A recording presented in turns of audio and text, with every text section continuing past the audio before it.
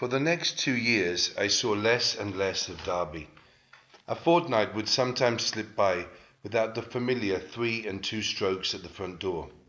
And when he did call, or when, as happened with increasing infrequency, I called on him, he was very little disposed to converse on vital topics.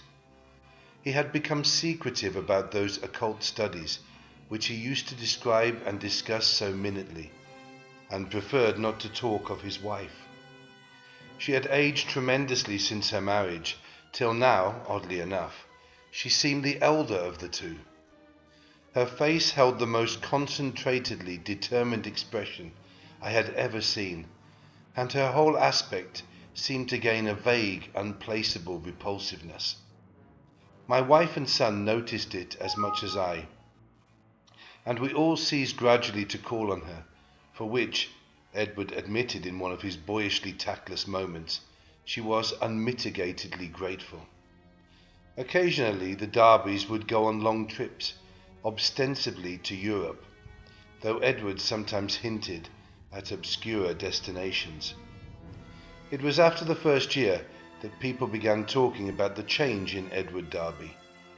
It was very casual talk, for the change was purely psychological, but it brought up some interesting points. Now and then, it seemed, Edward was observed to wear an expression and to do things wholly incompatible with his usual flabby nature. For example, although in the old days he could not drive a car, he was now seen occasionally to dash into or out of the old Crown-in-Shield driveway with Asenath's powerful Packard, handling it like a master, and meeting traffic entanglements with a skill and determination utterly alien to his accustomed nature. In such cases he seemed always to be just back from some trip, or just starting on one. What sort of trip no one could guess, although he mostly favoured the Innsmouth road. Oddly, the metamorphosis did not seem altogether pleasing. People said he looked too much like his wife, or like old Ephraim Waite himself. In these moments, or perhaps these moments seemed unnatural because they were so rare. Sometimes, hours after starting out in this way, he would return listlessly, sprawled on the rear seat of the car, while an obviously hired chauffeur or mechanic drove. Also, his preponderant aspect on the streets during his decreasing round of social contacts, including, I may say, his calls on me, was the old-time indecisive one, its irresponsible childishness even more marked than in the past. While Asenath's face aged, Edward's, aside from those exceptional occasions, actually relaxed into a kind of exaggerated immaturity, save when a trace of the new sadness or understanding would flash across it. It was really very puzzling. Meanwhile, the Darbys almost dropped out of the gay college circle, not through their own disgust, we heard, but because something about their present studies shocked even the most callous of the other decadents. It was in the 3rd year of the marriage that Edward began to hint openly to me of a certain fear and dissatisfaction. He would let fall remarks about things going too far, and would talk darkly about the need of saving his identity. At first I ignored such references, but in time I began to question him guardedly, remembering what my friend's daughter had said about Asenath's hypnotic influence over the other girls at school. The cases where students had thought they were in her body, looking across the room at themselves. This questioning seemed to make him at once alarmed and grateful, and once he mumbled something about having a serious talk with me later. About this time old Mr. Derby died, for which I was afterwards very thankful. Edward was badly upset, though by no means disorganized. He had seen astonishingly little of his parent since his marriage, for Asenath had concentrated in herself all his vital sense of family linkage. Some called him callous in his loss, especially since those jaunty and confident moods in the car began to increase. He now wished to move back into the old Derby mansion, but Asenath insisted on staying in the Crown and Shield house, to which she had become well adjusted. Not long afterward, my wife heard a curious thing from a friend, one of the few who had not dropped the Darbys. She had been out to the end of High Street to call on the couple, and had seen a car shoot briskly out of the drive, with Edward's oddly confident and almost sneering face above the wheel.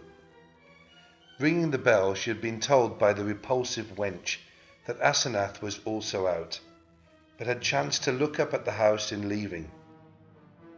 There, at one of Edward's library windows, she had glimpsed a hastily withdrawn face, a face whose expression of pain, defeat, and wistful hopelessness was poignant beyond description. It was, incredibly enough, in view of its usual domineering cast, Asenath's. Yet the caller had vowed that in that instant the sad, muddled eyes of poor Edward were gazing out from it. Edward's calls now grew a trifle more frequent, and his hints occasionally became concrete. What he said was not to be believed, even in centuried and legend-haunted Arkham, but he threw out his dark lore with a sincerity and convincingness which made one fear for his sanity. He talked about terrible meetings in lonely places, cyclopean ruins in the heart of the Maine woods, beneath which vast staircases led down to abysses of nighted secrets, of complex angles that led through invisible walls to other regions of space and time, and of hideous exchanges of personality that permitted explorations in remote and forbidden places, on other worlds and in different space-time continua. He would now and then back up certain crazy hints by exhibiting objects which utterly nonplussed me.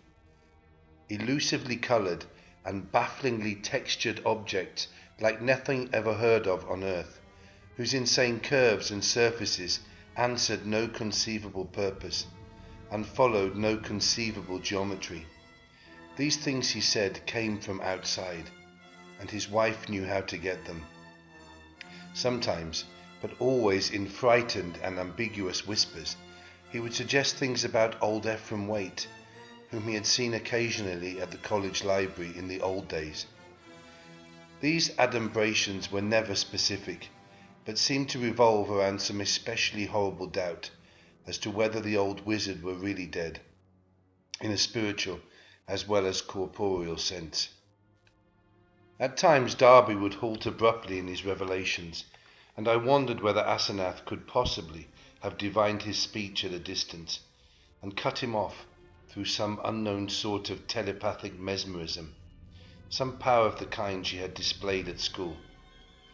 Certainly she suspected that he told me things, for as the weeks passed she tried to stop his visits with words and glances of a most inexplicable potency. Only with difficulty could he get to see me, for although he would pretend to be going somewhere else, some invisible force would generally clog his motions or make him forget his destination for the time being. His visits usually came when Asenath was away in her own body, as he once oddly put it. She always found out later. The servants watched his goings and comings, but evidently she thought it inexpedient to do anything drastic.